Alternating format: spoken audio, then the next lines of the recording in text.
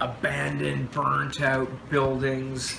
Like it was a complete post-apocalyptic scene. They're just like, I was saying to my brother, just keep on moving, Paul.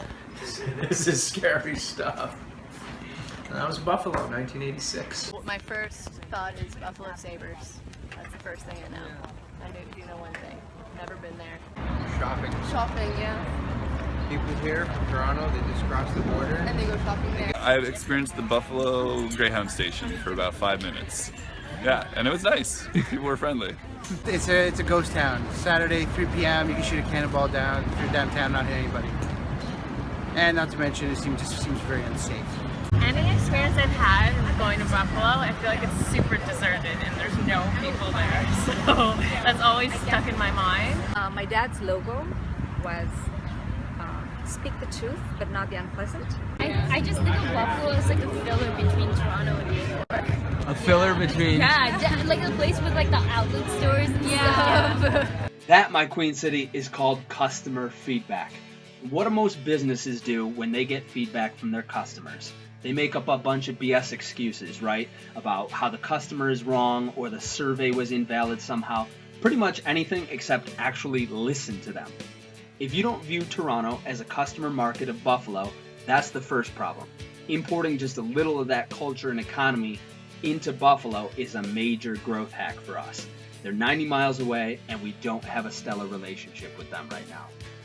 Haters gonna hate, and I'm not talking about trying to win over people that just want to take a dump on Buffalo. They can go pound sand. I'm talking about listening to ranges of people and hearing the recurring themes and then having the humility to realize we haven't made it yet, we still need to improve greatly in these areas, and then execute on them. In the meantime, here's the beginning to a solution. We have to build as many relationships with people from Toronto as we can. The only way to reverse these 30-year-old deeply held perceptions is to just bring people down and show them some cool stuff that they probably haven't seen before. In order to do that, we really need to be spending a lot more time up there.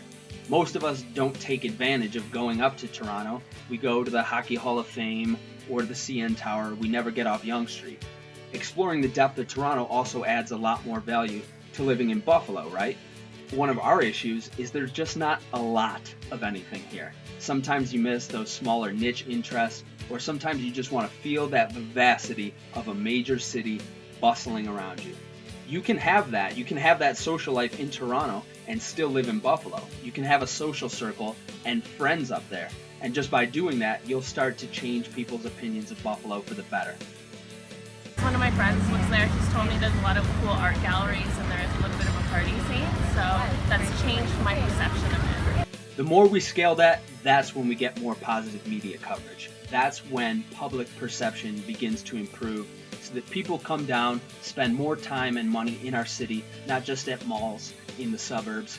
And it adds more value to the overall vibe because it's more people and they're coming from a pretty cool place. Look, Buffalo's revitalization is never ending. We've come a long way, we have a long way to go, and being better friends with Toronto will help speed that process up and add a lot more value to our city. I love Buffalo. I always have great experiences when I go down there. Leafs suck though.